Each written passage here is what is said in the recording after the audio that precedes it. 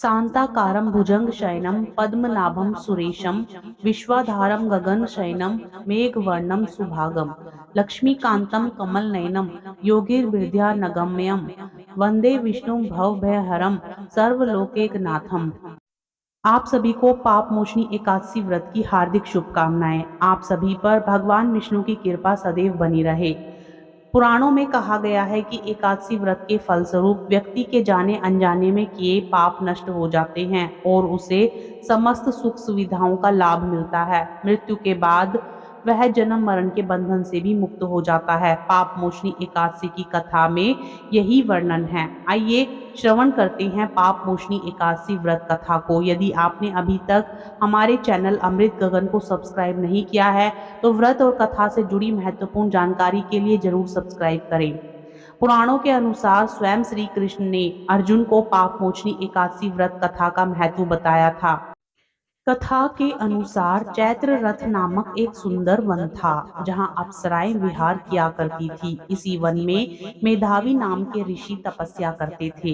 मेधावी ऋषि शिव भक्त थे, लेकिन अप्सराएं शिवद्रोही कामदेव की अनुचरी थी। इसलिए एक समय कामदेव ने मेधावी ऋषि की तपस्या भंग करने के लिए मंजू घोषा नामक अप्सरा को भेजा। मंजू घोषा नृत्य, गायन और सौंदर्य से मेधावी मुनि की तपस्या में बाधा डालने में सफल हुई। अप्सरा की सुंदरता पर ऋषि मोहित हो गए और सालों तक उसके साथ विलास में समय व्यतीत किया। काफी समय बीत जाने के बाद मंजू घोषा ने वापस जाने के लिए ऋषि से अनुमति मांगी।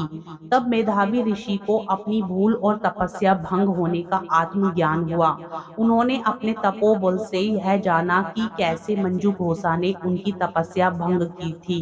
अप्सरा के इस कृत्य पर ऋषि क्रोधित हुए और उन्होंने मंजू घोषा को पिशाचनी होने का श्राप दे दिया। इसके बाद अप्सरा ऋषि के पैरों में गिर पड़ी और श्राप से मुक्ति का उपाय पूछा। मंजू घोषा के बार बार विनती करने पर मेधावी ऋषि ने उसे श्राप से मुक्ति पाने के लिए बताया कि पाप मोचनी एकादशी का व्रत करने से तुम्हारे समस्त पापों का नाश हो जाएगा और तुम पुनः अपने पूर्व रूप में आ जाओगी।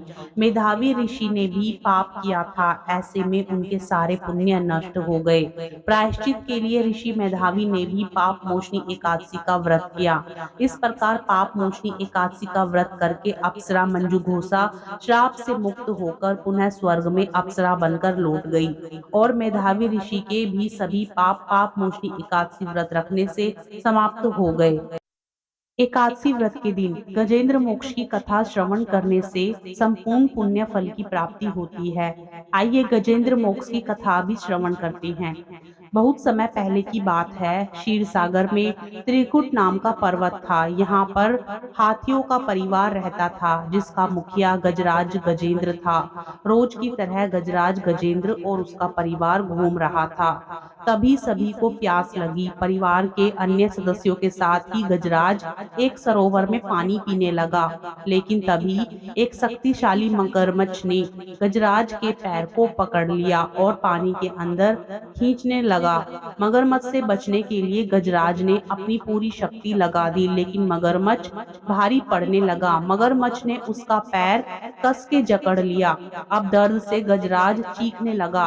गजेंद्र की चीख सुनकर अन्य हाथी भी चिंगाड़ने लगे। परिवार के सभी लोगों ने मिलकर गजराज को बचाने का प्रयास किया, लेकिन सभी असफल रहे। गजराज जब थक गया और उसे अपना काल नजदीक आते दिखाई देने लगा, तब उसने भगवान विष्णु का स्मरण किया।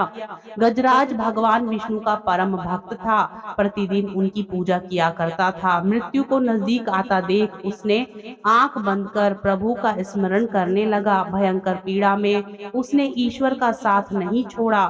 दर्द से उसकी आंखें भर आई। वो प्रभु को पुकारने लगा। भक्त की पुकार विष्णु के कानों से टकराने लगी। एक पल के लिए भगवान ने आंखें बंद की। इसके बाद प्रभु ने एक पल भी खोए बिना नंगे पैर ही गरुड़ पर सवार होकर गजेंद्र को बचाने के लिए दौड़ पड़े और अपने सुदर्शन चक्र से मगरमच्छ को मार दिया। इस कहानी से यह सीख मिलती है कि जब कोई पीड़ा में मदद मांगे तो उसके लिए समय, परिस्थिति, पद की परवाह नहीं करनी चाहिए, पीड़ित की मदद करनी चाहिए। इस कथा के माध्यम से प्रभु संदेश देते हैं कि जब कोई आपका चाहने वाला, शुभचिंतक, प्रिय कष्ट में हो तो उसकी तत्काल मदद करनी चाहिए। ओम जय एकादशी माता मैया जय एकादशी माता, विष्णु पूजा व्रत को धारण कर शक्ति मुक्ति पाता। ओम जय एकादशी माता तेरे नाम गिनाऊं देवी, भक्ति प्रदान करनी, गण गौरव की देनी माता, शास्त्रों में वर्णी। ओम जय एकादशी माता, मार्गशीर्ष के कृष्ण पक्ष की उत्पन्ना, विश्व तारिणी जनमी, शुक्ल पक्ष में हुई मोक्षदा मुक्ति दाता बन आई।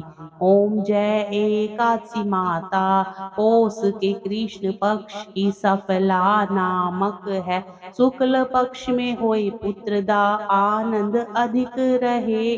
ओम जय एकादशी माता, नाम षटतिला माघ मास में कृष्ण पक्ष आवे, मैया कृष्ण पक्ष आवे, शुक्ल पक्ष में जया कहावे, विजय सदा पावे। ओम जय एकादशी माता, विजया फागुन कृष्ण पक्ष में शुक्ला आमलकी, मैया शुक्ला आमलकी, पाप मोचनी कृष्ण पक्ष में चैत्र महाबली की। ओम जय एकादशी माता, चैत्र शुक्ल में नाम कामदा, धन देने वाली, मैया धन देने वाली, नाम बरूथनी कृष्ण पक्ष में विशाख महावाली। ओम जय एकादशी माता, शुक्ल पक्ष में होए मोहिनी, अपरा ज्येष्ठ कृष्ण पक्षी, मैया अपरा ज्येष्ठ कृष्ण पक्षी, नाम निर्जला सब सुख करनी, शुक्ल पक्ष रखी। ओम जय एकादशी माता, योगिनी नाम आषाढ़ में जानो, कृष्ण पक्ष करनी, मैया कृष्ण पक्ष करनी, देवशयनी नाम कहायो, शुक्ल पक्ष धरणी। ओम जय एकादशी माता, कामिका श्रावण मास में आवे, कृष्ण पक्ष कहिए, मैया कृष्ण पक्ष कहिए, श्रावण शुक्ला होए पवित्रा, आनंद से रहिए। ओम जय एकादशी माता, अजा भाद्रपद कृष्ण पक्ष की परिवर्तनी शुक्ला, मैया परिवर्तनी शुक्ला, इंद्रा अश्विन कृष्ण पक्ष में व्रत से भव सागर निकला। ओम जय एकादशी माता, पापांकुशा है शुक्ल पक्ष में, आप हरणहारी, मैया आप हरणहारी, रमा मास कार्तिक में आवे, सुखदायक भारी। ओम जय एकादशी माता, देवोत्थानी शुक्ल पक्ष की, दुख नाशक मैया, मैया दुख नाशक मैया, पावन मास में करो विनती, पाप करो नैया। ओम जय एकादशी माता, परमा कृष्ण पक्ष में होती, जन मंगल करणी, मैया जन मंगल करणी, शुक्ल मास में होए पद्मिनी, दुख दरिद्र हरणी। ओम जय एकादशी माता, जो कोई आरती एकादशी की भक्ति सहित गावे, मैया प्रेम सहित गावे, जन गुरुदीता स्वर्ग का वासा, निश्चय वह पावे। ओम जय एकादशी माता। कथा पसंद आए तो वीडियो को लाइक जरूर करें, साथ ही चैनल को सब्सक्राइब करें। कमेंट में श्री हरि विष्णु भगवान की जय, एकादशी माता की जय लिखने के साथ ही वीडियो को ज्यादा से ज्यादा शेयर करने की कृपा करें। राधे राधे, जय श्री कृष्णा।